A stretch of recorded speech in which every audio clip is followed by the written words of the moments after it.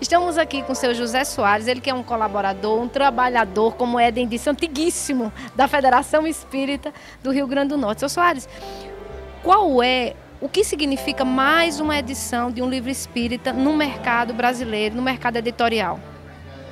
Primeiro é a certeza do sucesso, né? A editora aqui no caso específico, Clarim, conhecida internacionalmente. Depois o autor, que já está dentro do mercado, digamos assim.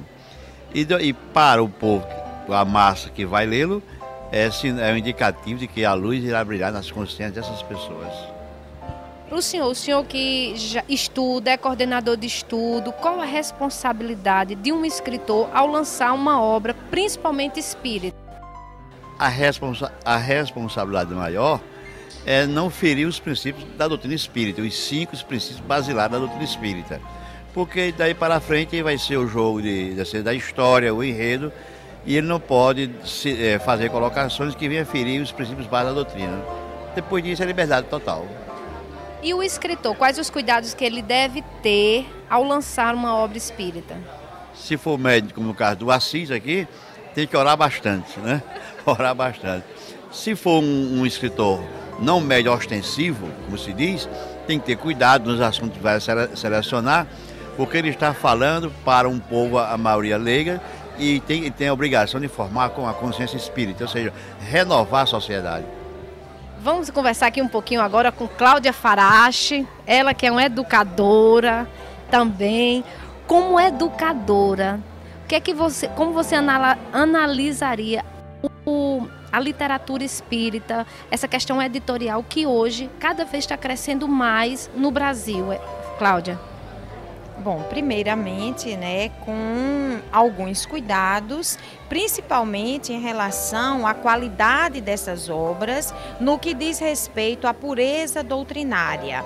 Então, analisar se essas obras estão em consonância com a codificação kardeciana, que continua extremamente atual, e com os princípios básicos da doutrina espírita, como já falou aqui o meu sempre evangelizador José Soares. Nós devemos ter sempre essa preocupação e não estarmos ferindo a doutrina espírita, que é para todos nós o Consolador prometido por Jesus e que precisa, portanto, ser preservado na sua pureza pelos esclarecimentos que traz às nossas mentes e o consolo que traz aos nossos corações.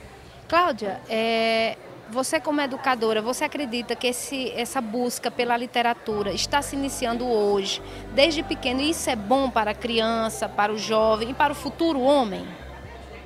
Com certeza, é fundamental, considerando a infância como essa fase, vamos dizer assim, primordial do desenvolvimento humano, como esse terreno extremamente fértil, onde as sementes lançadas, elas têm uma condição de produzirem, vamos dizer assim, com muito mais efetividade e exuberância. É muito importante que nós comecemos esse trabalho de formação do leitor desde a mais tenra idade, começando exatamente a trabalhar com as crianças, essa leitura da literatura infantil. Nós temos também livros espíritas direcionados para essa faixa etária, então é fundamental que nós estejamos realmente, desde a mais tenra idade, oferecendo às crianças essas obras que trazem essa perspectiva de uma formação integral que acompanhará todas as crianças,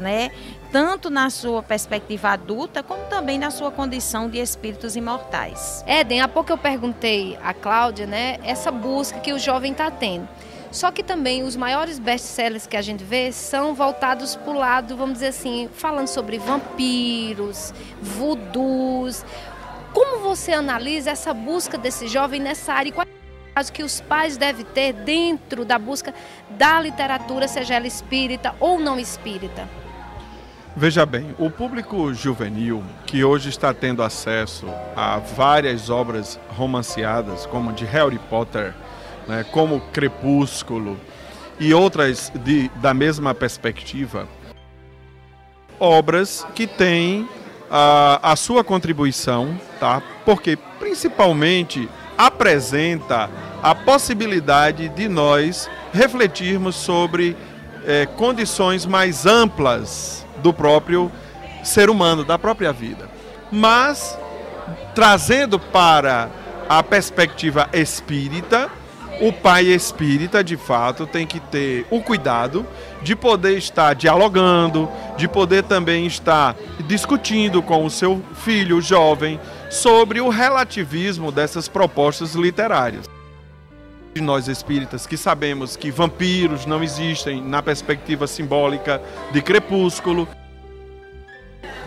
os bruxos, como Harry Potter, a obra Harry Potter coloca, nós vamos ter a oportunidade, por exemplo, mediunidade, de poder falar sobre o fenômeno da influência mútua que nós, espíritos encarnados e desencarnados, realizamos, e especificamente na questão da obsessão, que é um fenômeno, que é um problema seríssimo da sociedade humana, que nós ainda não temos um conhecimento tão claro hoje em dia. E a oportunidade de estar discutindo, por exemplo, Crepúsculo com o vampirismo, por exemplo, Harry Potter, por exemplo, seria uma forma de estarmos ratificando, confirmando os princípios, sem nenhum tipo de preconceito, sem nenhum tipo de reserva maior em que seja impeditiva para que o nosso jovem tenha acesso a essa literatura.